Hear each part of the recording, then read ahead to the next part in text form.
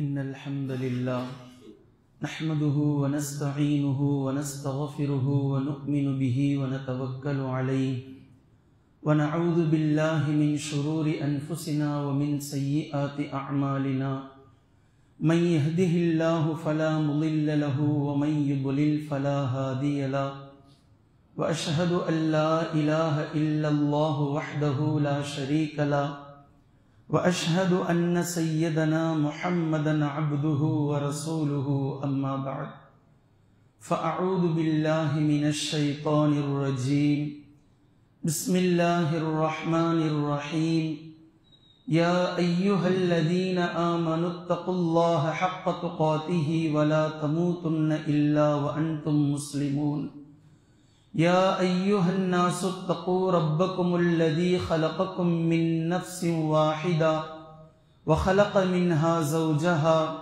وبث منهما رجالا كثيرا ونساء واتقوا الله الذي تساءلون به والأرحام إن الله كان عليكم رقيبا يا أيها الذين آمنوا اتقوا الله وقولوا قولا سديدا يصلح لكم أعمالكم ويغفر لكم ذنوبكم ومن يطع الله ورسوله فقد فاز فوزا عظيما فإن أصدق الحديث كتاب الله وخير الهدي هدي محمد صلى الله عليه وسلم وشر الأمور محدثاتها وكل محدثة بدعة وكل بدعة ضلالة وكل ضلالة في النار அருளன்பு பண்பின் அளவற்ற உந்தன் திருநாமம் போற்றி துவங்குகின்றேன். அல்லாஹ்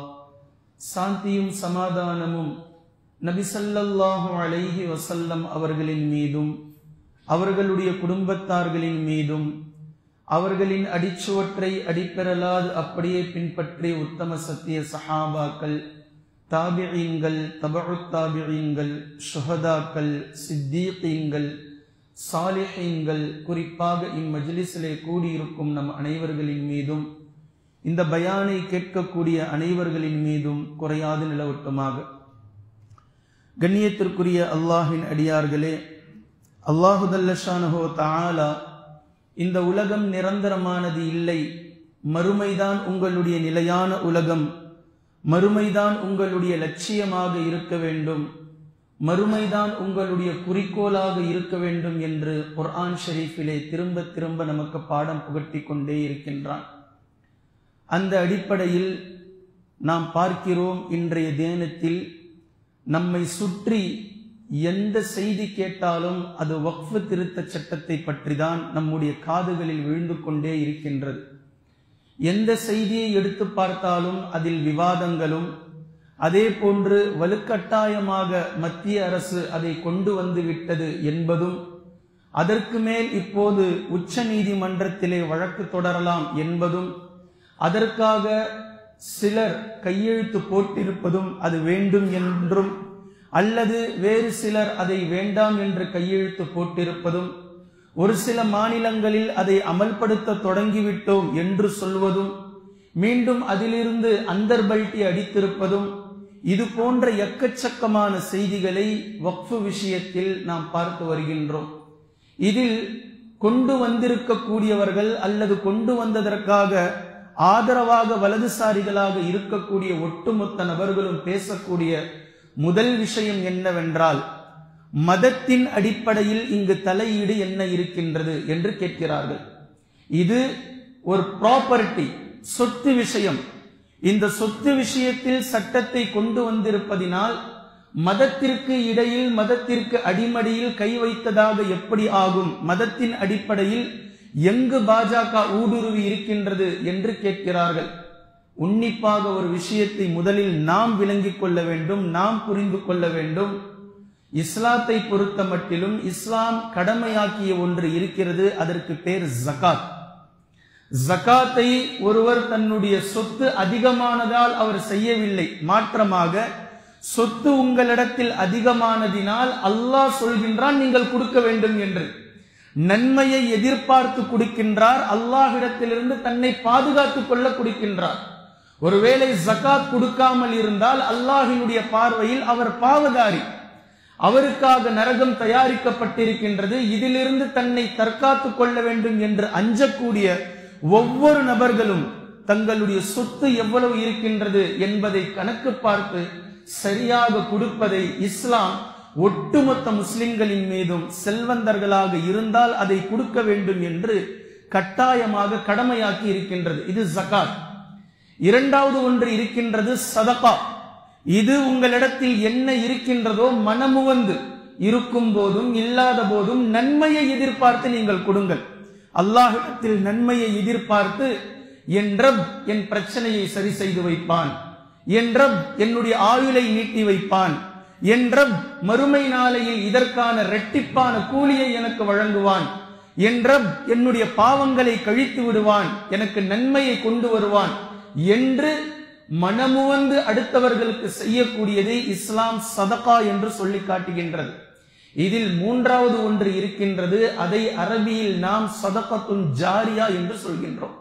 ஒருவர் தான் இறந்ததற்கு பின்னாலும் எனக்கு நன்மை வந்து சேர வேண்டும், நான் இறந்து போய்விடுவேன், ஆனால் என்னிடத்தில் ஒரு நிலம் இருக்கிறது அல்லது என்னிடத்தில் காசு இருக்கின்றது, இந்த காசில் ஒரு பள்ளிவாசலை நான் கட்டி வைக்கின்றேன், நான் இறந்து போனாலும் இந்த பள்ளிவாசல் நிலையாக இருக்கும் காலமெல்லாம் என்னுடைய கபருக்கு நன்மை வந்து சேரும்.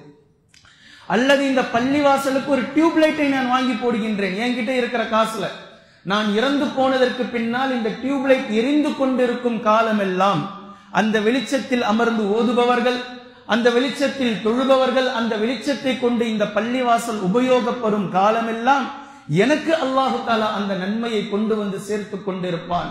ஒரு மரத்தை நட்டி வைப்பது, ஒரு கிணறை தோண்டிவிட்டு செல்வது, ஒரு மோட்டரை போரை ஒரு சமூகத்திற்கு போட்டுவிட்டு செல்வது, இது பொதுவானது, இதை எனக்கு பின்னால் வரக்கூடியவர்கள் பொதுவாக நிர்வகிப்பார்கள், இதை யாரும் சொந்தம் கொண்டாடக்கூடாது என்று சொல்லிவிட்டு செல்வதற்கு பெயர் வக்ஃப் என்று சொல்லப்படும். ஒரு விஷயத்தை நன்மைக்காக ஒன்றை செய்து இதை யாரும் சொந்தம் கொண்டாடக்கூடாது, இதை இயங்கிக் கொண்டே இருக்க வேண்டும், இதை பராமரித்துக் கொண்டே இருக்க வேண்டும். நிர்வாகிகள் மாறுவார்கள், அதை நிர்வகிப்பவர்கள் மாறிக்கொண்டு இருப்பார்கள், ஆனால் அந்த சொத்தை யாரும் சொந்தம் கொண்டாட முடியாது, எனக்கு அதற்கு நன்மை வந்து சேரும் என்று சொல்லக்கூடிய இந்த விஷயம்தான் சதகத்துன் ஜாரியா என்ற ஹதீஸிலே நாம் பேசுகின்றோம். இதைத்தான் வக்ஃபாக நம்முடைய முன்னோர்கள் செய்துவிட்டு சென்றிருக்கிறார்கள். ஆக சுருக்கமாக சொல்ல வேண்டுமானால் மதத்தின் அடிப்படையில் செய்யப்பட்ட விஷயம்தான், நன்மையை எதிர்பார்த்து செய்யப்பட்ட விஷயம்தான் ஒட்டுமொத்த வக்ஃபு சொத்துக்களும். இதில் நன்மையை எதிர்பார்க்காமல் சும்மா எதுவும் இல்லை. ஒட்டுமொத்த சொத்துக்களும் நன்மையை எதிர்பார்த்து இஸ்லாமிய அடிப்படையில் இஸ்லாம் முஸ்லிம்களுக்கு என்ன நம்பிக்கையை போதித்து இருக்கின்றதோ இந்த நம்பிக்கையின் அடிப்படையில் செய்யப்பட்ட விஷயங்கள் தானே தவிர இதை நிர்வகிப்பதற்கு முஸ்லிமாக கண்டிப்பாக இருக்க வேண்டும். முஸ்லிம் அல்லாதவர், முஸ்லிம் சொல்லப்பட்ட மத நம்பிக்கையின் அடிப்படையில் செய்யப்பட்ட வக்ஃபு செய்யப்பட்ட ஒரு சொத்தை நிச்சயமாக முஸ்லிம் அல்லாதவர் நிர்வகிக்க முடியாது. இது சாத்தியமில்லை. முஸ்லிமுடைய சொத்தை நிர்வகிப்பார். ஏனென்றால் அது மத அடிப்படையில் நன்மையை எதிர்பார்த்து செய்யப்பட்ட விஷயம். எனவே இங்கு மதத்தின் அடிப்படையில் பாஜக நுழைந்திருக்கிறதா என்ற கேள்வியே தவறு. முழுக்க முழுக்க வக்ஃபு ஒட்டுமொத்தமும் அது இஸ்லாமிய அடிப்படையில் கொண்டு வரப்பட்டதுதான். இது நுழைந்திருக்கிறதா என்ற கேள்வி அல்ல, நேரடியாகவே நீங்கள் மதத்திற்குள் தான் நுழைகிறீர்கள். உங்களுக்கு வேறு வேலையும் இல்லை. நாட்டுக்குள் இருக்கக்கூடிய எந்த விதமான பிரச்சனையும் உங்களுடைய பிரச்சனை கிடையாது. உங்களுடைய பிரச்சனைகள் எல்லாம் இஸ்லாமும் முஸ்லிம்கள் மட்டும்தான். ஒட்டுமொத்த பிரச்சனையாகவும் நீங்கள் பார்ப்பது இஸ்லாம் முஸ்லிம், இதுதான் உங்களுடைய பிரச்சனை என்பதை நீங்கள் பார்த்து கொண்டே இருக்கிறீர்கள். இந்த சட்டத்தை கொண்டு வருவதனால் நீங்கள் செய்ய போவது என்ன? பெருசா பட்டியலிட்டெல்லாம் நம்ம சொல்ல வேண்டாம். 2 வார்த்தைகளில் நான் சொல்லி முடிக்கின்றேன். ஒன்று, முஸ்லிம்களிடத்தில் இருக்கக்கூடிய நிலங்களை அபகரிக்க வேண்டும், இவ்வளவுதான். இதை தாண்டி வேறு எதுவும் இல்லை. இருக்கக்கூடிய ஒட்டுமொத்த சொத்துக்களையும் தாங்கள் அதை கட்டுக்குள் கொண்டு வர வேண்டும், அபகரிக்க வேண்டும் என்ற எண்ணம்.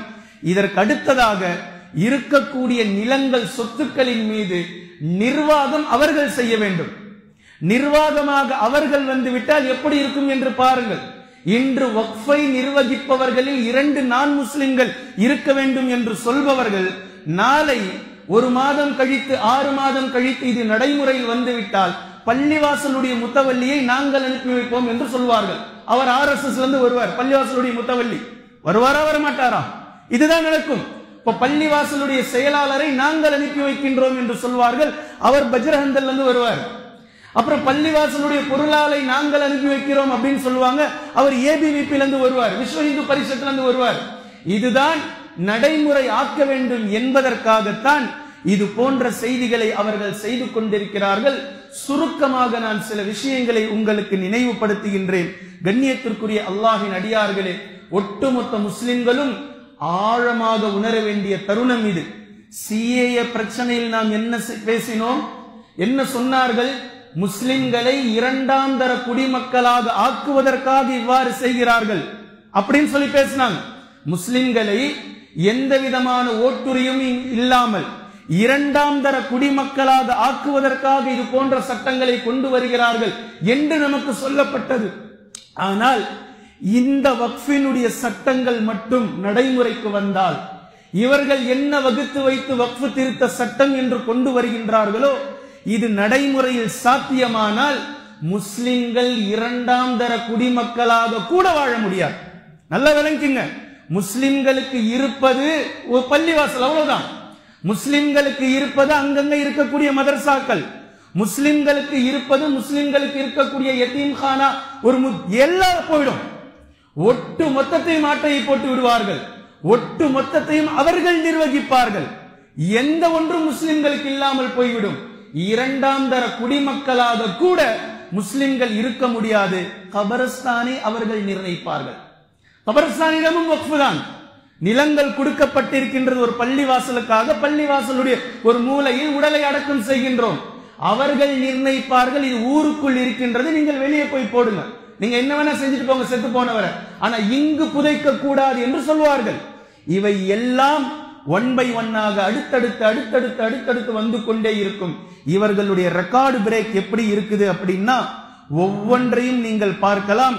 கட்டாய திருமண பதிவு சட்டம் அவர்கள் கொண்டு வந்த விஷயத்தை பாருங்கள். திருமணம் என்பது இதுவரைக்கும் யாரும் அதை பற்றி பேசவில்லை. ஜமாத் ரீதியாக, ஷரியத் ரீதியாக, தலாக்காக இருக்கட்டும், ஹுலாவாக இருக்கட்டும், திருமணங்களாக இருக்கட்டும், அது பாட்டுக்கு அது பள்ளிவாசல்ல காசியின் அடிப்படையில் நடந்துகிட்டு இருந்தது. காசி வந்து நிக்கா செஞ்சு வைப்பார் அவருடைய தப்தர்ல. இதை திருமண கட்டாய பதிவு சட்டம் என்று கொண்டு வந்தார்கள். இதற்கான நோக்கம், இன்னைக்கு நீங்க போனீங்கன்னா தெரியும், இந்த பிரச்சனையை ஃபேஸ் பண்ண உங்களுக்கு தெரியும். ஜமாத்துடைய எந்த லெட்டர் பேடும் அவர்களிடத்தில் செல்லாது. நீங்க எடுத்துட்டு போங்களேன், எனக்கு கல்யாணம் ஆச்சுன்னு சொல்லி ஜமாத்துடைய தப்தர் எடுத்துட்டு போங்களேன், முக்கியமான சில இடங்களில் இதெல்லாம் தூக்கி போட்டுருவாங்க. புதுசா ஒரு ரேஷன் கார்டு நீங்களே அப்ளை பண்ணுங்க, அந்த ரேஷன் கார்டுல ஜமாத்துடைய தப்தரை நீங்க போடுங்க, எடுக்கிறாங்களா பாருங்க. கவர்மெண்ட் உடைய ரிஜிஸ்டரை கொண்டுட்டு வாங்கன்னு சொல்லுவாங்க. நீங்க ஹுலா வாங்கியதையோ தலாக் வாங்கியதோ இந்த இதை எடுத்துட்டு போனீங்க அப்படின்னா அதை ஏற்க மாட்டார்கள். கோர்ட்ல இருந்து டைவர்ஸ் வாங்கின விஷயத்தை எடுத்துட்டு வாங்க, அந்த ரசீதை நீங்க எடுத்துட்டு வாங்க என்று சொல்வார்கள். இப்படி ஆக்குவதற்காகத்தான் கட்டாய திருமண பதிவு சட்டம் என்பதை கொண்டு வந்தார்கள். பின்பு அதற்கடுத்து நீங்கள் பார்க்கலாம், முத்தலாக் என்று சொல்லக்கூடிய இஸ்லாத்தில் அப்படி எங்கேயுமே இல்லை. முதலில் அப்படி ஒரு சட்டமே இல்லை. நமக்கு முஸ்லிம்களுக்கும் அது புரியல. தலாக் என்ன சொல்லுது, குர்ஆன் என்ன பேசுது, ஹதீஸில் நபி ஸல்லல்லாஹு அலைஹி வஸல்லம் அவர்கள் எங்க சொல்லி இருக்கிறாங்க? யாரோ ஒருவர் எங்கேயோ மிஸ்யூஸ் பண்ணதினால் மிஸ்யூஸ் பண்ணவனை பிடிச்சி ஜெயில போடுறதா, இல்ல மிஸ்யூஸ் பண்ணவன் இந்த சட்டத்தை வச்சுதான் பண்ணான்னு சொல்லிட்டு சட்டத்தையே மாத்துறதா? யாராவது கேட்கிறாங்களா? அத ஒட்டுமொத்த தலாக் சட்டமே இனி கூடாது, இனி அவர்கள் தலாக்குக்காக கோர்ட்டுக்கு வந்தாக வேண்டும் என்று அதற்கு பெயர் வைத்தார்கள் முத்தலாக் சட்டம். குர்ஆன்ல எங்க இருக்கு முத்தலாக்? ஹதீஸ்ல எங்க இருக்கு முத்தலாக்ன்ற வார்த்தை? எங்க இருக்கு?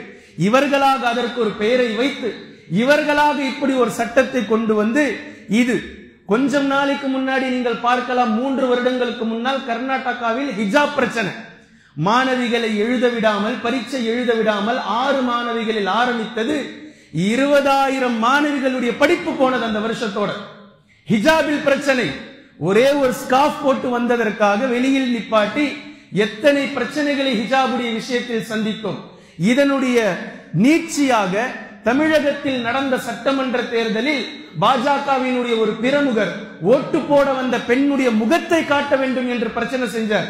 நீங்கள் செய்தியை மறந்திருக்க மாட்டீர்கள் என்று நான் நினைக்கின்றேன். அதே போன்று அதற்கு அடுத்ததாக அவர்கள் கொண்டு வந்தது சிஏஏ, என்ஆர்சி, என்பிஆர். இந்த சட்டம் முஸ்லிம்களுக்கு அச்சுறுத்தல் தரும் விதமாகவே ஒவ்வொரு சட்டங்களையும் அடுத்தடுத்ததாக கொண்டு வந்த விஷயம். இதை தொடர்ந்து அவர்கள் கொண்டு வந்தது காமன் சிவில் கோடு. எல்லோருக்கும் ஒரு சட்டமாக இருக்க வேண்டும். எல்லோருக்கும் ஒரு சட்டம் என்று அவர்கள் சொல்வது மனு தர்ம சட்டம். இந்து மதத்தினுடைய இந்துத்துவ சட்டத்தை கொண்டு வந்து எல்லோருக்கும் ஒரே மாதிரியான சட்டம் என்று முஸ்லிம்களும் அதை ஏற்க வேண்டும், கிறிஸ்தவர்களும் அதை ஏற்க வேண்டும், பௌத்தர்களும் அதை ஏற்க வேண்டும். ஆனால் அவர்களுடைய தாட் முஸ்லிம்களிடத்தில் இருக்கக்கூடிய அந்த பிரைவசியை பிடுங்க வேண்டும், அதை எடுக்க வேண்டும் என்பதற்காக காமன் சிவில் கோட். பின்பு இப்போது அவர்கள் கொண்டு வந்திருப்பது வக்ஃப் பிரச்சனை, வக்ஃப் சட்டம். இதை தாண்டி இன்னும் நீங்கள் பார்க்கலாம், யூபியில் நடந்து கொண்டிருக்கக்கூடிய அடக்குமுறைகள். பல இடங்களில் தொழக்கூடாது, தொழுகை நேரம் வந்துவிட்டால் பிளாட்பார்ம்ல தொழக்கூடாது. 300க்கும் மேற்பட்ட மதர்சாக்கள் இடிக்கப்பட்டு விட்டது. மதர்சா கல்வி ஒட்டுமொத்தமாக அழிக்கப்பட்டு விட்டது. இதில் வட மாநிலங்களில் அளவுக்கு அதிகமாக பீஃப் பிரச்சனை, வேற பிரச்சனையே இல்ல நாட்டுல. எங்கு எடுத்தாலும் மாடு மாட்டுக்கறி, வேற என்னதாண்டா உங்களுக்கு பிரச்சனை? மாடு மாட்டுக்கறி என்ற பிரச்சனை எங்கு பார்த்தாலும். இதெல்லாம் போனாக்கா வாரத்துக்கு ஒரு வாட்டி, 2 வாரத்துக்கு ஒரு வாட்டி பக்கத்துல இருக்கிற பாகிஸ்தானை இழுக்கணும்.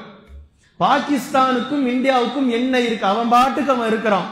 எதுக்கு எடுத்தாலும் பாகிஸ்தான். இன்னும் கொஞ்சம் போர் அடிச்சது அப்படின்னா 3 வாரத்துக்கு ஒரு வாட்டி பாகிஸ்தானுக்கு அந்த பக்கம் இருக்கிற ஆப்கானிஸ்தானுக்கு போயிட வேண்டியது. ஆப்கானிஸ்தான் தாலிபான்கள், ஆப்கானிஸ்தான் தாலிபான்கள், பாகிஸ்தான் பக்கத்து நாடு. இதுதான் இவர்களுடைய அரசியல். இதை தாண்டி இப்போது நான் சொல்லிய இந்த பட்டியலை தாண்டி வேறு ஏதாவது ஒரு சட்டம், ஒரு நல்ல ஒரு விஷயம் இந்த அரசாங்கம் கொண்டு வந்து, இப்ப வக்ஃப் திருத்த சட்டம் கொண்டு வந்தவுடன் ஏழைகளாக இருப்பவர்கள் எல்லாம் அப்படியே பணக்காரங்களா மாறிடுவாங்களா? இவர்கள் கொண்டு வரக்கூடிய இந்த சிஏஏ சட்டத்தினால் இதை கொண்டு வந்தவுடன் அப்படியே வேலை இல்லாதவர்களுக்கு வேலை கிடைச்சிருமா? பசியும் பட்னியுமாக உறங்கிக் கொண்டு இருக்கக்கூடியவர்கள் எல்லாம் இந்த பீஃப் பிரச்சனையை நீங்க சரி பண்ணோம்னா அவர்களுக்கு எல்லாம் அப்படியே உணவு கிடைச்சிருமா? என்ன நடக்கும்? ஒன்றுமில்லை. வறுமையில் வாடிக்கொண்டிருப்பவர்கள் வாடிக்கொண்டுதான் இருக்கிறார்கள், பிரச்சனையில் இருப்பவர்கள் பிரச்சனையில் தான் இருக்கிறார்கள். இந்த பிரச்சனைகளை தீர்ப்பது எப்படி? அடித்தட்டில் இருக்கக்கூடிய மக்களுடைய வாழ்வாதாரத்தை மேம்படுத்துவது எப்படி என்பதையெல்லாம் கொஞ்சம் கூட யோசிக்காத அரசு எந்நேரமும் பொழுதொரு மேனியாக, நாளுக்கு ஒரு நாளாக, தினம் தினம் முஸ்லிம்களுடைய ஷரியத் சட்டம் இப்படி இருக்கின்றது, முஸ்லிம்களுடைய இந்த விஷயம் இப்படி இருக்கின்றது, இதை எப்படி மாற்றுவது, இதில் எப்படி சண்டை சச்சரவு செய்வது, இதை எப்படி பிரச்சனையாக்குவது என்று நாளுக்கு நாள் செய்து கொண்டிருப்பதை நாம் பார்க்கிறோம். நாம் என்ன கேட்கிறோம்? உங்களிடத்தில் அதிகாரம் இருக்கா இல்லையா? நீங்கள் தானே எல்லாத்தையும் கைக்குள்ள வச்சிருக்கிறீங்க. என்னையே வச்சிருக்கிறீங்க, என்னென்ன வச்சிருக்கிறீங்க. உங்களை எதிர்த்து பேசினாலே வீட்டுக்கு அனுப்பிச்சிடுறீங்க. உங்களை பேசினாலே உடனே மறுநாள் வந்துடுறாங்க, ரைடு ஈடி வந்துடுறாங்க. இப்படி எல்லாவற்றையும் நீங்கள் வைத்திருக்கிறீர்களே, நாடு முழுக்க இனி மது இல்லை என்று அமல்படுத்துங்களேன் ஒரே நாள்ல. உங்களால் தான் முடியுமே. ஒரே நாள்ல பழைய 500, 1000 நைட்ல வச்சு தூக்கி போட்டுட்டு புதுசா கொண்டு வந்த ஆட்கள் தானே நீங்கள். ஒரே நாள் நாடு முழுக்க மது இல்லை, யார் உங்களை கேட்க முடியும்? எவ்வளவு அழகான சட்டம். நாடு முழுக்க எத்தனை மனைவிமார்களுடைய நகைகள் சென்று கொண்டிருக்கின்றது. தாலியை அடமானம் வைத்து குடித்தவர்கள் எத்தனை பேர்? கணவர் வருவார் வீட்டிற்கு, குழந்தை அழுது கொண்டிருக்கிறது பாலுக்காக என்று ஏங்கிக் கொண்டு இருந்த தாய்மார்களுடைய கணவன்மார்கள் சென்று குடித்துவிட்டு லாரியில் அடிபட்டு சென்ற எத்தனை கதைகள் உலகத்தில் இருக்கின்றது. குடித்து குடித்தே வீட்டில் இருக்கக்கூடிய அண்டா குண்டாவை எல்லாம் வித்தவன் எத்தனை குடிகாரன் இருக்கின்றான். உங்களால் எத்தனை குடும்பங்கள் அழகாக மாறும். ஒரே நைட்ல, ஓவர் நைட்ல போடுங்கள. வக்ஃப் பில்லை இப்ப அப்படிதான் கொண்டுட்டு வந்தாங்க. எல்லாம் நல்லா அசந்து தூங்குற நேரத்துல 2 மணிக்கு சட்டம் பாஸ். நைட்டு 2 மணிக்கு எப்படி பாருங்க. இரவோடு இரவாக அரசு விடுமுறைகள் இருக்கும் நேரத்தில் வெள்ளிக்கிழமை இதை பார்த்து பார்த்து சட்டம் பாஸ் பண்றாங்க. எவ்வளவு தெளிவா இருக்கிறாங்க பாருங்க அவங்க. அதே மாதிரி ரமலான்ல இந்த விஷயங்கள்லாம் பாஸ் பண்ண வேண்டியது. ரமலான்ல இதை பற்றி விவாதங்கள் செய்ய வேண்டியது. ஏன்னா முஸ்லிம்கள் எல்லாம் தோய்வு நிலையில் இருப்பார்கள் அப்படின்றத தெரிஞ்சு வச்சுக்கிட்டு ஒரே ஒரு சட்டம், நாடு முழுக்க இனி மது அருந்துவதற்கு தடை போடுங்கள சட்டம். ஒட்டுமொத்த கடைகளும் தூக்குங்கள. எத்தனை குடும்பங்கள் நிம்மதியாக இருக்கும். ஆனால் செய்ய மாட்டீர்கள். நீங்கள் இதை செய்ய மாட்டீர்கள். ஏனென்றால் ஜனநாயகத்தின் மீதோ ஜனத்தொகையின் மீதோ ஒரு நாளும் உங்களுக்கு அக்கறை இருந்ததில்லை. 1000 கோடி ஊழல் என்று பேசுவீர்கள், ஊழலை பேசுவீர்கள், ஊழல் எதில் நடந்திருக்கிறதோ அதை பற்றி பேச மாட்டீர்கள். மதுவை நீங்கள் தூக்கிவிடுங்கள், எதை கொண்டு ஊழல் இருக்கின்றதோ அது அதற்கு பின்னால் தன்னால் அடங்கிவிடப் போகின்றது. நாடு முழுக்க இனி விபச்சாரத்திற்கு அனுமதி இல்லை, சட்டமாக்குங்களேன். இந்த பக்கம் சோனா காட்சியே, இந்த பக்கம் ரெட் லைட் ஏரியா வச்சுட்டு நீங்களே உரிமம் கொடுத்து நடத்திக்கிட்டு இருக்கிறீங்களே, இதை ஆக்குங்களே சட்டமாக. இனி இல்லை, லீகலாகத்தான் இருக்க வேண்டும். பிப்ரவரி 14 வந்தா பார்க்கா உங்க ஆளுங்க அலைகிறாங்க, லவ் ஜிஹாத் நடக்குது, லவ் ஜிஹாத் நடக்குதுன்னு சொல்லிட்டு. இதை நீங்கள் செய்யுங்களேன் சட்டமாக. நாடு முழுக்க இனி லீகலாகத்தான் கணவன் மனைவியாக வாழ வேண்டும் என்று நீங்கள் கொண்டு வாருங்களேன். அதுக்கு நீங்க லைசன்ஸ் கொடுத்து வச்சிருக்கிறீங்க நாட்டுக்குள்ள. அதே போன்று நாடு முழுக்க இனி வட்டி தொழில் எவரும் செய்யக்கூடாது என்று மாற்றுங்களேன். இதையெல்லாம் நீங்கள் செய்ய மாட்டீர்கள். எந்த சட்டங்கள் எல்லாம் அடித்தட்டு மக்கள் அடிபட்டு செத்துக் கொண்டிருக்கிறார்களோ அவர்களுடைய வாழ்வாதாரத்தை மேம்படுத்தும் விதமாக இதில் எந்த ஒன்றிலும் அக்கறை காட்டாத நீங்கள் தான் ஒட்டுமொத்த முஸ்லிம்களுடைய பிரச்சனையில் இப்படி இருக்கு, அப்படி இருக்கு, இதை செய்கின்றோம், அதை செய்கின்றோம் என்றெல்லாம் செய்து கொண்டிருப்பதை நாம் பார்க்கின்றோம். கண்ணியத்திற்குரிய அல்லாஹ்வின் அடியார்களே, சுருக்கமான ஒரு சிறிய வரலாறை உங்களுக்கு நான் நினைவுபடுத்துகின்றேன். மீண்டும் மீண்டும் சொல்கின்றேன், வரலாறு தெரியாமல் இருப்பதினால்தான் முஸ்லிம்களுடைய இந்த தோய்வு நிலை அதிகமாகிக் கொண்டே இருக்கின்றது. தயவு செய்து இனியாவது இளைஞர்களுக்கு, உங்களுடைய பிள்ளைகளுக்கு கடந்த கால வாழ்வினுடைய நிகழ்வுகளை எடுத்து கூறுங்கள், எடுத்து சொல்லுங்கள், அதை பற்றி பேசுங்கள். 1925 RSS உருவான வருடம். அதைத்தான் இந்த சட்டங்கள் எல்லாம் பாஸ் பண்ணி இந்த 2025 100 ஆண்டுகளுடைய விழாவை பிரம்மாண்டமாக கொண்டாட வேண்டும். இந்த பிரம்மாண்டத்திற்கு அவர்களுக்கு விருந்தாக இருக்க போவது என்னவென்றால், இந்த 100 ஆண்டுகளில் முஸ்லிம்களை வேரோடு அழிப்பதற்காக உருவாக்கப்பட்ட இந்த RSS இயக்கம், விஸ்வ இந்து பரிஷத், இந்த பஜ்ரங்கள், இவை எல்லாம் என்னவெல்லாம் நாங்கள் செய்து முடித்திருக்கின்றோம் என்பதனுடைய கோலாகல நிகழ்ச்சியாக செய்வதற்காகத்தான் இத்தனை சட்டங்களையும் பிஜேபி வந்ததற்கு பின்னால் கொண்டு வந்து கொண்டே இருக்கின்றது. இதுதான் அவர்களுடைய அஜெண்டா. இந்த 1925 முன்னால் வரைக்கும் இவ்வளவு மும்முரமாக முஸ்லிம்களை எதிர்த்தது எங்கேயும் இல்லை. சாதி பிரச்சனைகள் காலம் காலமாக இருந்தது. ஆனால் மத ரீதியான இந்த போக்கு, மத ரீதியான இந்த பிரச்சனை 1925 இருந்துதான்.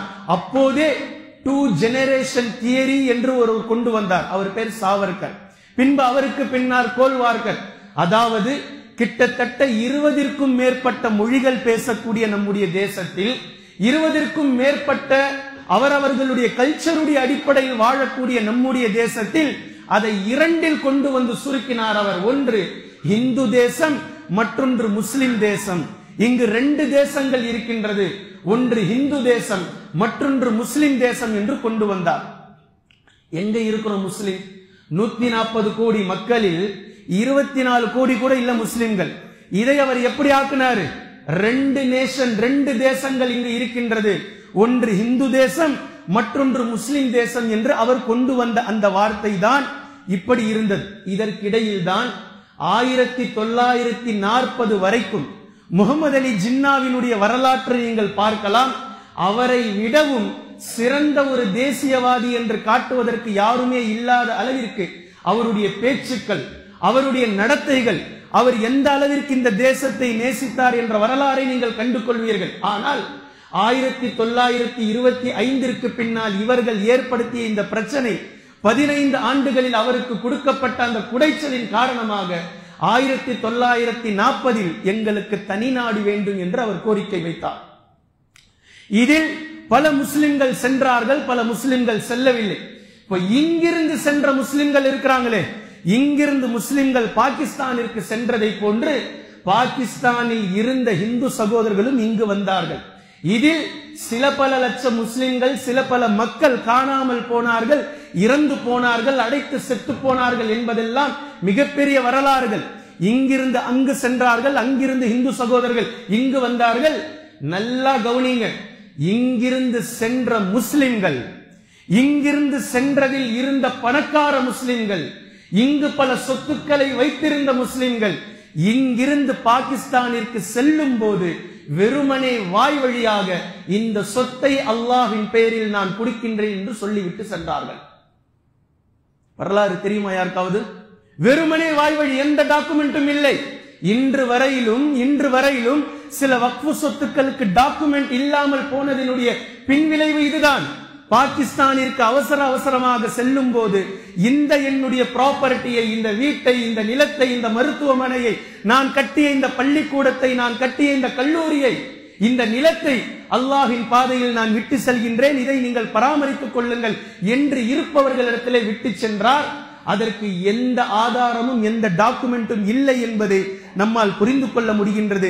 இப்படி விட்டு சென்ற சொத்துக்கள் தான் இன்றும் இருக்கின்றது. இதற்கு பேர் வக்ஃபின் யூசேஜ் என்று வக்ஃபுக்கு கீழே ஒன்று இருக்குது. வக்ஃபின் யூசேஜ், அதாவது 70 வருடங்களாக 80 வருடங்களாக வக்ஃபு சொத்தாக அது பார்க்கப்படுகின்றது. ஆனால் அதற்கு எந்த டாக்குமெண்ட்டும் இருக்காது. வாய் வழியாக சொல்லிவிட்டு சென்றது. வாய் வழியாக விட்டு சென்றதை நாம் பார்க்கின்றோம்.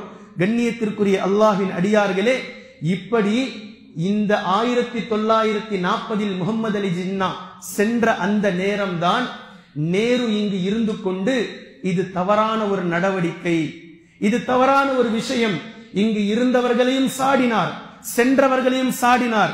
செல்லாத முஸ்லிம்கள் ஏன் இங்கு நின்றார்கள்?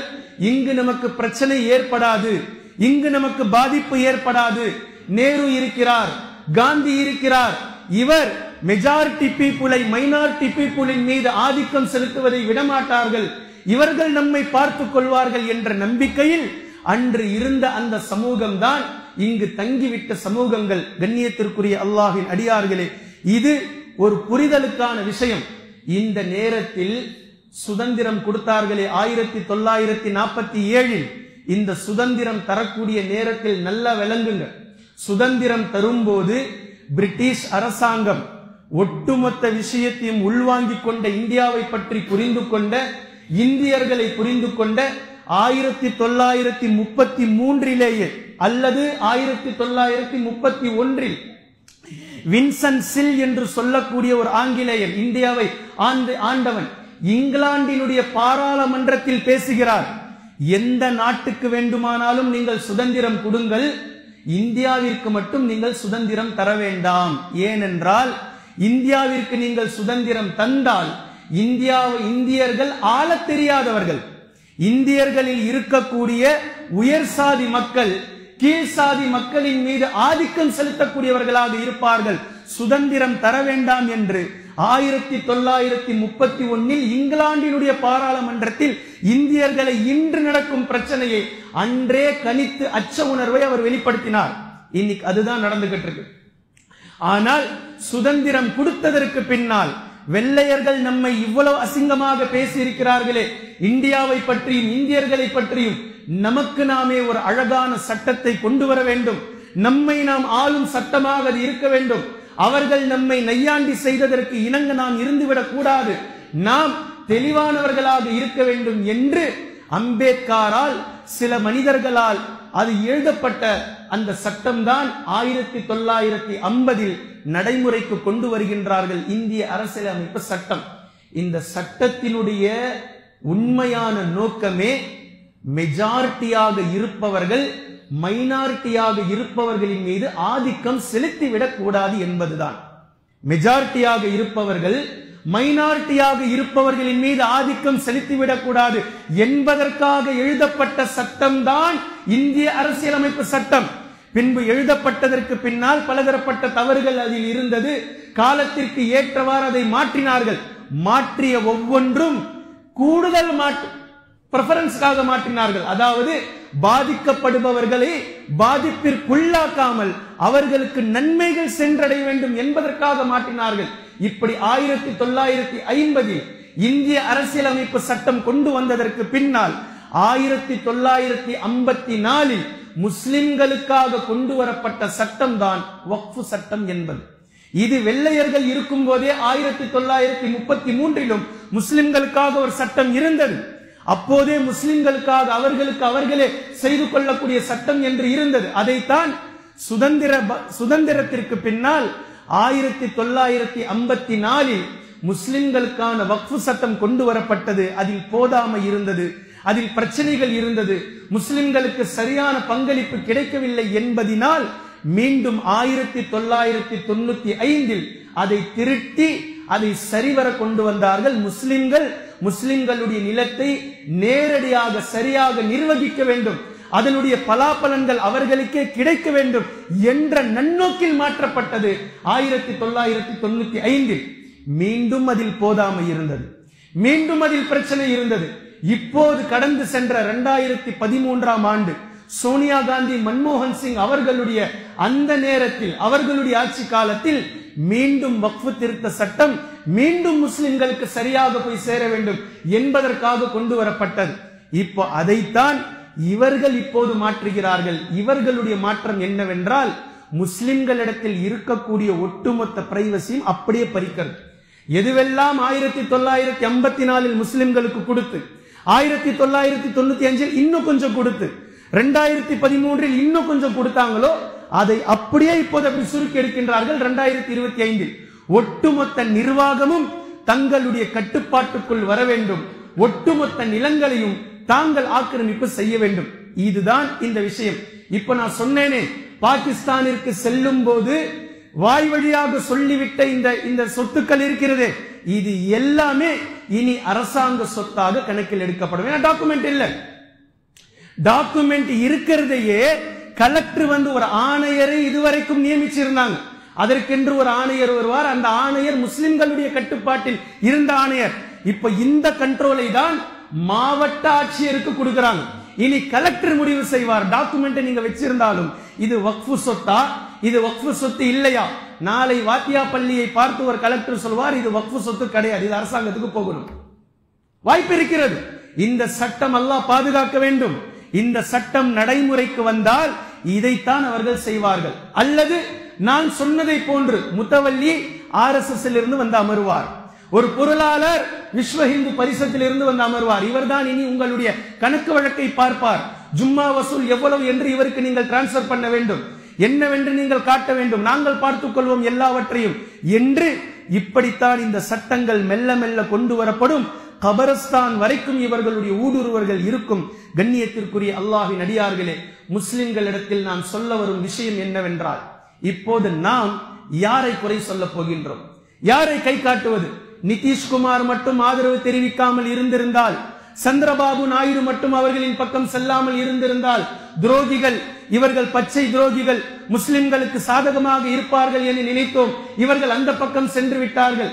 எத்தனை காலம்தான் முஸ்லிம்களை கருவேப்பிள்ளையை போன்று உபயோகிப்பவர்களை நம்பிக்கொண்டு இருப்பீர்கள்? அவர்கள் துரோகிகள் தான். எந்த அரசியல் கட்சியும் முஸ்லிம்களுக்காக ஹானஸ்டாக இருப்பதில்லை. ஓட்டு பொறுக்கிகள் ஒவ்வொருவர்களும் தங்களுக்கான ஓட்டுக்களுக்காக கருவேப்பிள்ளையை போன்று முஸ்லிம்களை உபயோகம் செய்துவிட்டு அவர்கள் ஆட்சியில் அமர்ந்தவுடன் தூக்கி போட்டு விடுவார்கள். இதுதான் அவர்களுடைய விஷயம். இங்கு நான் சொல்ல வருவது என்னவென்றால், எப்போது அல்லாஹ் ஒரு விஷயத்தை உங்களுக்கு நியமத்தாக அருளாக கொடுத்து எந்த சமூகம் அந்த அருளுக்கு நன்றி செலுத்தாமல் அல்லாஹ்விற்கு அதற்காக அல்லாஹ்விடத்தில் அதை உருகி அல்லாஹ்வை சார்ந்து இருக்காமல் நன்றி செலுத்தாமல் விட்டு விட்டோமோ, அதையே அல்லாஹு தஆலா சோதனையாக கொண்டு வந்து விடுவான். குர்ஆன் நெடுக்க நீங்கள் சான்றுகளை பார்க்கலாம். எந்த விஷயத்தை அல்லாஹ் ஒவ்வொரு சமூகத்திற்கு அருளாக கொடுத்தானோ, எப்போது அந்த சமூகம் அந்த அருளை, அல்லாஹ்வினுடைய நிஅமத்தை, அந்த நிஅமத்தை நிஅமத்தாக கருதாமல் பொடுபோக்காக அல்லாஹுக்கு மாற்றமான நிலையில், அல்லாஹுக்கு நன்றி செலுத்தாத நிலையில் வாழ்ந்து கொண்டு இருப்பார்களோ, அவர்களுக்கு அருளாக கொடுக்கப்பட்ட விஷயத்தையே அல்லாஹு தஆலா சோதனையாக மாற்றி விடுவார். இதுதான் நடந்து கொண்டிருக்கின்றது. முதல் உதாரணம் நான் சொன்னேன், திருமண கட்டாய பதிவு சட்டம். யோசித்து பாருங்கள், நம்முடைய திருமணங்கள் இன்று எப்படி இருக்கின்றது? நபி ஸல்லல்லாஹு அலைஹி வஸல்லம் அவர்கள் செய்து காட்டிய திருமணங்கள் எப்படி இருந்தது? எவ்வளவு எளிய வழியில் திருமணம் செய்தாக வேண்டுமோ அதை கேலி கூத்தாக்கி கொண்டிருக்கின்றோம். எவ்வளவு ஆடம்பரங்கள், எத்தனை பெயர் பலகைகள், எப்படி மாப்பிள்ளைக்கும் பொண்ணுக்கும் ஆடம்பர வரவேற்புகள், வெடிவெடிப்புகள், என்னென்ன கலாச்சாரங்கள், மேற்கத்திய கலாச்சாரங்கள் என்று பார்க்கப்படுகின்றதோ ஒட்டுமொத்த கலாச்சாரங்களும் முஸ்லிம்களுடைய திருமணங்களிலே நீங்கள் பார்க்கலாம். இப்படி சுன்னத்திற்கு புறம்பான ஒட்டுமொத்த அநியாயங்களையும் செய்துவிட்டு பின்பு தலாக் குலாவில் வந்து இஸ்லாம் என்ன சொல்றது? இதை பத்தி குர்ஆன் என்ன சொல்லுது? இவர்களை பார்த்தால் சிரிக்கணும்னு தோணுதா இல்லையா? செஞ்சது எல்லாம் மேற்கத்திய கலாச்சாரத்தின் அடிப்படையில் திருமணங்கள். பின்பு தலாக் என்று வரும்போது ஹதீஸ்ல என்ன இருக்கு, குர்ஆன்ல என்ன இருக்கு? யாரா நீங்கெல்லாம்? குர்ஆனின் அடிப்படையில் திருமணம் செய்திருந்தால் தலாக்கையும் குலாவையும் குர்ஆனின் அடிப்படையில் தேடுங்கள், அல்லாஹ் அதற்கு தீர்வு வழங்குவான். செய்தது மேற்கத்திய கலாச்சாரத்தின் அடிப்படையில். ஆனால் விஷயத்தை இங்கு வந்து தேடுவது இப்படி. அல்லாஹ் தஆலா நம்மிடத்தில் கொடுத்திருந்த அந்த அருட்கொடையை எப்போது நாம் வீணடித்தோமோ, எப்போது நாம் பொழுதுபோக்காக ஆடம்பர திருமணங்களாக நாம் செய்தோமோ, அதையே அல்லாஹ் நமக்கு சோதனையாக்கி விட்டான். ஹிஜாப் முஸ்லிம்களுக்கு மிகப்பெரிய அழகான ஒரு பாதுகாப்பு கேடயமாக அல்லாஹ் அதை கொண்டு வந்தான். அதில் எப்போது டிசைன்களையும், அதில் எப்போது கேவலமான விஷயங்களையும், அதை வெவ்வேறு மாதிரியாக நீங்கள் மாற்றினீர்களோ, அதையே அல்லாஹு தஆலா கொண்டு வந்தான் சோதனையாக. ஒட்டுமொத்த விஷயத்தையும் நீங்கள் எடுத்து பார்க்கலாம். எல்லா விஷயங்களும் எங்கெல்லாம் இந்த பிஜேபி முஸ்லிம்களுடைய சட்டங்களில் ஷரியத்தில் விளையாடி இருக்கின்றதோ, இது எல்லாவற்றிலும் அல்லாஹ் நமக்கு அருளாக கொடுத்ததில் நாம் சரிவர குர்ஆன் ஹதீஸ் அடிப்படையில் நடக்காததா உண்மையான ரீசன். அதை அல்லாஹு தஆலா இன்று நமக்கு சோதனையாக மாற்றி இருக்கின்றான் என்பதை நம்மால் புரிந்து கொள்ள முடிகின்றது. கண்ணியத்திற்குரிய அல்லாஹ்வின் அடியார்களே, இன்னும் ஒன்றும் கெட்டு போகவில்லை. இப்போதும் நமக்கு நேரம் மீதம் இருக்கின்றது, இப்போதும் நமக்கு நேரம் மிச்சம் இருக்கின்றது. சொல்ல வரக்கூடிய விஷயத்தை உன்னிப்பாக கவனியுங்கள். நம்பர் 1, அல்லாஹ்வை சார்ந்திருக்க பழகுங்கள். இதை தாண்டி, அல்லாஹ்வை தாண்டி நமக்கு யாரும் எதற்கும் வழியாக வரமாட்டார்கள். அல்லாஹ் ஒருவன் தான் நம்முடைய பாதுகாவலன். யூசுப் அலைஹிஸ்ஸலாம் அவர்கள் இதைத்தான் சொன்னார்கள். அன்ட வலியே ஃபித்துன்யா வல் ஆகிரா, இம்மையிலும் மறுமையிலும் நீயே என் பாதுகாவலன். ஒவ்வொரு முஸ்லிமும் அல்லாஹ்வை சார்ந்து இருங்கள். ஒவ்வொரு இயக்கங்களும் அல்லாஹ்வை சார்ந்து இருங்கள். ஒவ்வொரு அமைப்புகளும் அல்லாஹ்வை சார்ந்து இருங்கள். தயவு செய்து அடுத்தவர்களுடைய தயவால் இருக்காதீர்கள். நீங்கள் அல்லாஹ்வை சார்ந்திருந்தால், நீங்கள் அல்லாஹ்வை மட்டுமே சார்ந்திருந்தால் எப்படி சார்ந்திருக்கணும் தெரியுமா? இப்ராஹிம் அலைஹிஸ்ஸலாம் அவர்கள் நம்ரூத்தை எதிர்த்து நின்றார்கள், பயமில்லை. இப்ராஹிம் அலைஹிஸ்ஸலாம் அவர்களுக்கு நம்ரூதை கண்டு பயமில்லை. ஏன்? சார்ந்திருந்தது அல்லாஹ்வை சார்ந்திருந்தார்கள். மூசா அலைஹிஸ்ஸலாம் அவர்கள் ஃபிரௌனை எதிர்த்து நின்றார்கள், பயப்படல. ஏன்? அல்லாஹ்வை சார்ந்திருந்தார்கள்.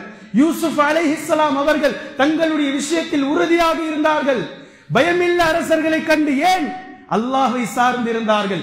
ஈசா அலைஹிஸ்ஸலாம் அவர்களுக்கு யூதர்களினால் எந்நேரமும் கொலை மிரட்டல் அச்சுறுத்தல் இருந்தது, ஒரு நாளும் பயப்படல. ஏன்? அல்லாஹ்வை சார்ந்திருந்தார்கள். நபி ஸல்லல்லாஹு அலைஹி வஸல்லம் அவர்கள் அபூ ஜஹலையும் அபூ லஹபையும் எதிர்த்து நின்றார்கள், ஒரு நாளும் பயந்ததில்லை. காரணம், அல்லாஹ்வை சார்ந்திருந்தார்கள். இன்று முஸ்லிம்களுடைய உள்ளங்களில் எவ்வளவு பயம்! எப்போது நீங்கள் அல்லாஹ்விற்கு பயப்படாமல், அல்லாஹ்வை சார்ந்திருக்காமல் அடுத்தவர்களுக்கு பயப்பட துவங்குகின்றீர்களோ, அப்போதே உங்களை பற்றிய பயத்தை முஸ்லிம் அல்லாதவர்களுடைய உள்ளத்தில் இருந்து அல்லாஹ் எடுத்து விடுகின்றான். அவர்களை பார்த்து நீங்கள் பயப்படுவீர்கள்.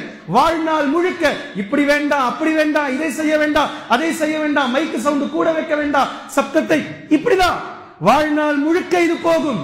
இது முடியாது, தொடர்ந்து கொண்டே இருக்கும். எந்த ஒரு விஷயத்தில் அல்லாஹ்வை மட்டும் சார்ந்து, அல்லாஹ்விற்கு மட்டும் பயந்து நீங்கள் எழுந்து நிற்கிறீர்களோ, குர்ஆன் ஹதீஸின் அடிப்படையில் அல்லாஹ்வினுடைய உதவி இன்ஷா அல்லாஹ் உங்களுக்கு வரும். பின்பு அல்லாஹ்வினுடைய வெற்றி அதற்கு பின்னாலேயே வரும். இது நம்பர் 1. இரண்டாவது, தயவு செய்து நீங்கள் அமைப்புகளையும் இயக்கங்களையும் உருவாக்கியது எதற்காக யோசித்து பாருங்கள். 25-30 வருடங்களுக்கு முன்னால், 40 வருடங்களுக்கு முன்னால் ஒவ்வொரு இயக்கங்களும் ஒவ்வொரு அமைப்புகளும் உருவாக்கியதற்கு என்ன காரணம் சொன்னீர்கள்? என்ன காரணம் சொன்னீர்கள்? முஸ்லிம்கள் அடித்தட்டில் கீழிருக்கிறார்கள், முஸ்லிம்கள் படிப்பதில்லை, முஸ்லிம்களுடைய வாழ்வாதாரத்தை கொண்டு செல்ல வேண்டும், முஸ்லிம் அல்லாதவர்களே நாடாளுமன்றத்தில் பாராளுமன்றத்தில் அங்கங்கு இருப்பதினால் இவர்களுக்காக குரல் கொடுப்பவர்கள் யாரும் இல்லை என்று சொல்லிதானே இயக்கங்களையும் அமைப்புகளையும் நீங்கள் உருவாக்கினீர்கள், கட்டமைத்தீர்கள். மக்களையும் அதை அப்படியே நம்பினார்கள், அப்படியே நம்பி உங்களுக்கு ஆதரவு அளித்தார்கள். ஆனால் இன்று நீங்கள் மீண்டும் 2 சீட்டுக்காக, 1 சீட்டுக்காக, 4 சீட்டுகளுக்காக சென்ற அவர்களிடத்தில் நீங்கள் கெஞ்சிக் கொண்டிருக்கிறீர்கள். எப்படிப்பட்ட நிலை பாருங்கள்! எப்படி இருக்கணும்? நபி ஸல்லல்லாஹு அலைஹி வஸல்லம் அவர்கள் மதீனாவிற்கு வந்ததற்கு பின்னால் டிமாண்டை நபி அவர்கள் வைத்தார்கள். நபி ஸல்லல்லாஹு அலைஹி வஸல்லம் அவர்கள் டிமாண்ட் வைத்தார்கள், எங்களோடு நீங்கள் ஒப்பந்தம் செய்து கொள்ளுங்கள், உங்களுக்கு நாங்கள் பாதுகாப்பு அளிக்கின்றோம், நாங்கள் உங்களை ப்ரொடெக்ட் பண்றோம், இந்த விஷயத்தை நாங்கள் பார்த்துக் கொள்கின்றோம், எங்களோடு நீங்கள் நில்லுங்கள் என்று நபி அவர்கள். சிறுமை என்று நீங்கள் சொல்றாங்களே, மைனாரிட்டி மைனாரிட்டி மைனாரிட்டி சொல்லாதீர்கள். அப்படி மைனாரிட்டி என்பது மனிதர்களுடைய எண்ணிக்கையில் அல்ல, அது உலகத்திற்கு வேண்டுமானால் பொருந்தும். குர்ஆனையும் ஹதீஸையும் பின்பற்றக்கூடியவர்களுக்கு மைனாரிட்டி என்பது உள்ளத்தில் தக்வா எவ்வளவு இருக்கின்றது, எவ்வளவு குறைந்திருக்கின்றது என்பதை பொறுத்து. யாருடைய உள்ளத்தில் தக்வா அதிகமாக இருக்கின்றதோ ஒருவர் நின்றாலும் ஒரு சமூகத்திற்கு சமம் என்று அல்லாஹு தஆலா இப்ராஹிம் அலைஹிஸ்ஸலாமை கொண்டு வந்து காட்டுகின்றான். இன்ன இப்ராஹீம கான உம்மா, ஒருவர் மைனாரிட்டி இல்ல, மெஜாரிட்டி அவர்தான், ஒரே ஒரு நபர். ஏன்? உள்ளம் முழுக்க ஈமான், உடல் முழுக்க தக்வா, கை கால்கள் முழுக்க தக்வா, திரும்பும் திசையெல்லாம் தக்வா, அல்லாஹ்வை சார்ந்திருந்தார்கள். ஒருவராக இருந்தாலும் ஈமான் தலை முதல் உச்சந்தலை முதல் உள்ளங்கால் வரை இருந்தது, தக்வா நிலைத்திருந்தது. இப்படித்தான் ஒவ்வொரு முஸ்லிம்களும் இருக்க வேண்டும்.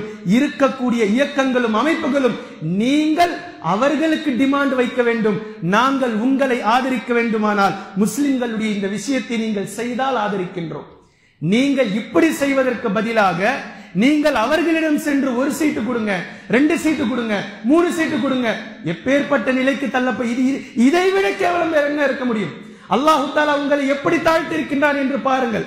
கண்ணியத்திற்குரிய அல்லாஹ்வின் அடியார்களே, தயவு செய்து நீங்கள் வளர்ந்து வாருங்கள்.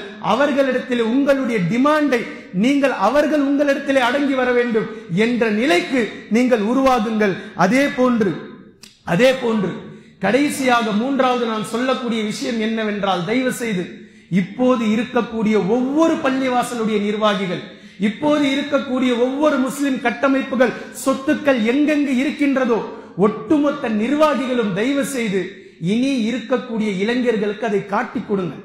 எங்கெல்லாம் முஸ்லிம்களுடைய சொத்து இருக்கின்றது, வாத்தியா பள்ளியினுடைய சொத்துக்கள் எவ்வளவு என்பதை அடுத்த தலைமுறைக்கு காட்டிக் கொடுங்கள். பத்திரம் எங்கே இருக்கின்றது என்று காட்டுங்கள். வரக்கூடிய ஜெனரேஷனுக்கு அது புரிய வையுங்கள். இங்கிருந்து இதுவரைக்கும் இப்போது நம் இடத்திலே இது வந்தது, இன்று வரை இது நம்முடைய கட்டுப்பாட்டில் இருக்கிறது, நாங்கள் சென்றதற்கு பின்னால். ஆனால் சொல்லாமல் இப்படியே சென்றதினால் தான் அடுத்தடுத்த ஜெனரேஷனுக்கு எந்த சொத்து எங்க இருக்குன்னே தெரியல. இவ்வளோ பெருசா இருந்தது 50 வருஷத்துல இவ்வளவு வந்து நிக்குது. காரணம், நிர்வகித்தவர்கள் நிர்வகித்து விட்டு சென்று விட்டார்கள். அதை சொல்லவும் இல்லை, அதை பற்றி பேசவும் இல்லை, அதை அடுத்தவர்களுக்கு காட்டவும் இல்லை, அதை கொண்டு சென்று அழைத்து சென்று காட்டவும் இல்லை.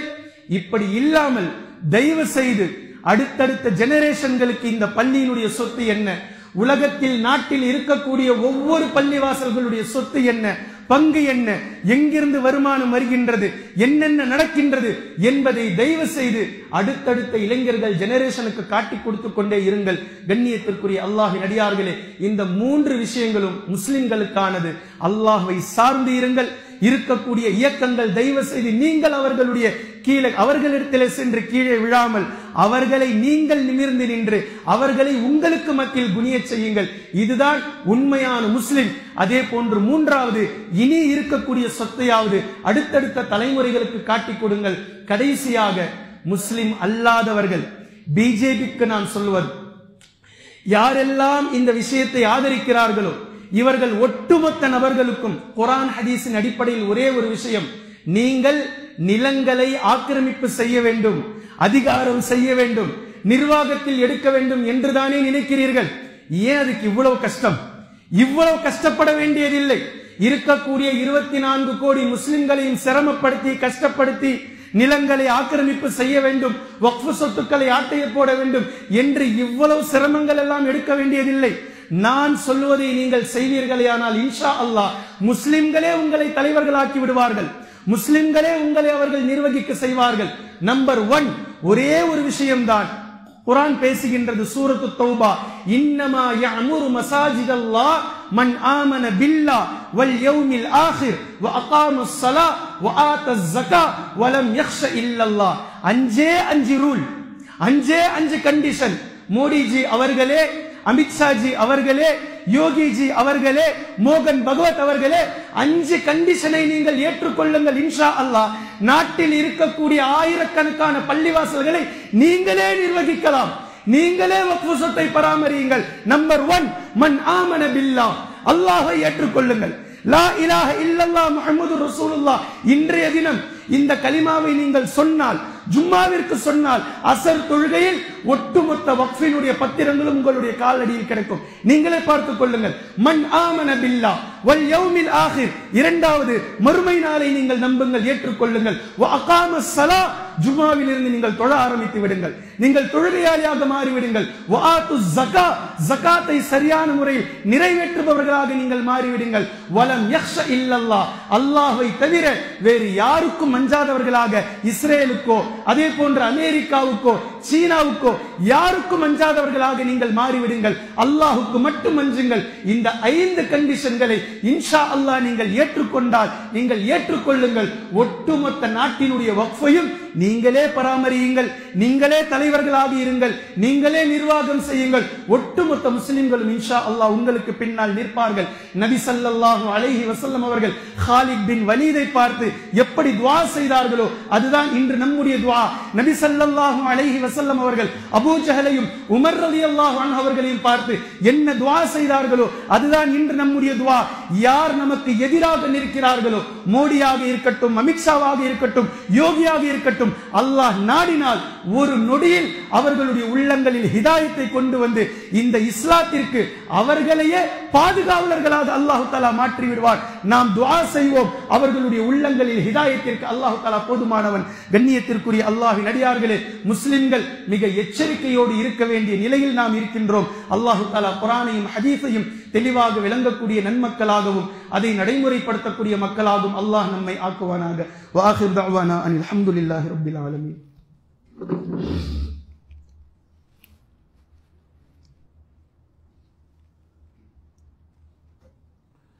அல்ஹம்துலில்லாஹி ரப்பில் ஆலமீன். கண்ணியத்திற்குரிய அல்லாஹ்வின் அடியார்களே, நான் பேசிய பேச்சுக்கள் அனைத்தும் என் தலையை நான் அடைமானம் வைத்து பேசியிருக்கின்றேன். இதில் யாருக்கும் எந்த பங்கும் இல்லை. நான் பேசிய பேச்சுக்கள் முழுக்க முழுக்க நானே பொறுப்பாளி. எனக்கு அல்லாஹ் இருக்கின்றான், அல்லாஹுக்கு அடிமையாக நான் இருக்கின்றேன். என் பேச்சில் யாருடைய பங்களிப்பும் யாருடைய தயவும் இல்லை. நான் என்னுடைய பேச்சுக்கு பொறுப்புதாரியாக இருக்கின்றேன். இந்த என்னுடைய பேச்சு எதன் அடிப்படையில் இருக்கின்றது என்பதற்காக நசையில் இருந்து ஒரு ஹதீஸை காட்டுகின்றேன்.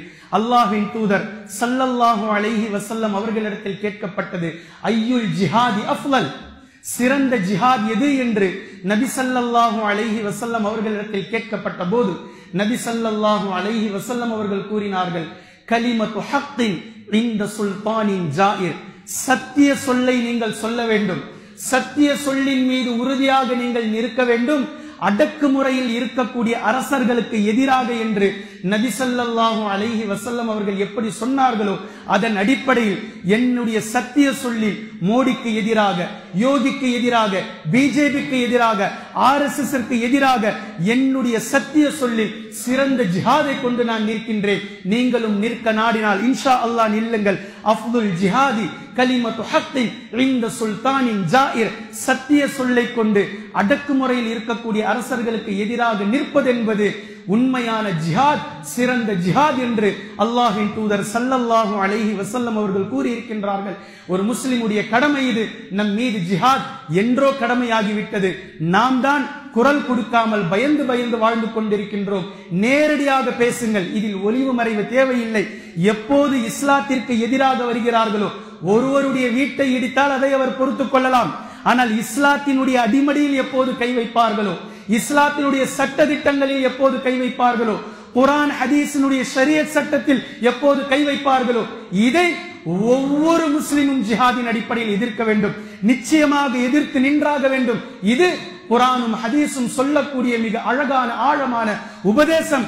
ஒட்டுமொத்த முஸ்லிம்களுக்கும் அல்லாஹு தஆலா அதற்கு உடல் வலிமையையும் அதே போன்று உள்ளத்தின் வலிமையையும் நமக்கு ஆழமாக அல்லாஹு தஆலா தரட்டும். குர்ஆனிற்காகவும் ஹதீஸிற்காகவும் அல்லாஹ்விற்கு முழுக்க முழுக்க அடிமையாக கடைசி வரை நிற்கக்கூடிய நல்லடியார்களுடைய பட்டியலில் அல்லாஹ் நம்மை சேர்ப்பானாக. செல்லக்கூடிய உயிர் அல்லாஹுக்காகவே பிரியக்கூடிய, அவன் கொடுத்த இந்த உயிர் அவனுக்காகவே பிரியக்கூடிய பட்டியலில், சுஹதாக்களுடைய பட்டியலில் அல்லாஹ் நம்மை சேர்ப்பானாக. ஜன்னத்துல் ஃபிர்தௌஸ் என்ற சொர்க்கத்திற்கு தகுதியானவர்களாக அல்லாஹ் நம்மை ஆக்குவானாக. அஊது பில்லாஹி மினஷ் ஷைத்தானிர் ரஜீம். பிஸ்மில்லாஹிர் ரஹ்மானிர் ரஹீம். இன்னல்லாஹ யஅமுரு பில் அத்லி வல் இஹ்சான் வ ஈதாஇ தில் குர்பா வ யன்ஹா அனில் ஃபஹ்ஷாஇ வல் முன்கரி வல் பகி யஇதுக்கும் லஅல்லக்கும் ததக்கரூன். உذ்குருல்லாஹ யذ்குருக்கும் வதுஊஹு யஸ்தஜிபு லக்கும் வல்லாஹு யஅலமு மா தஸ்னஊன்.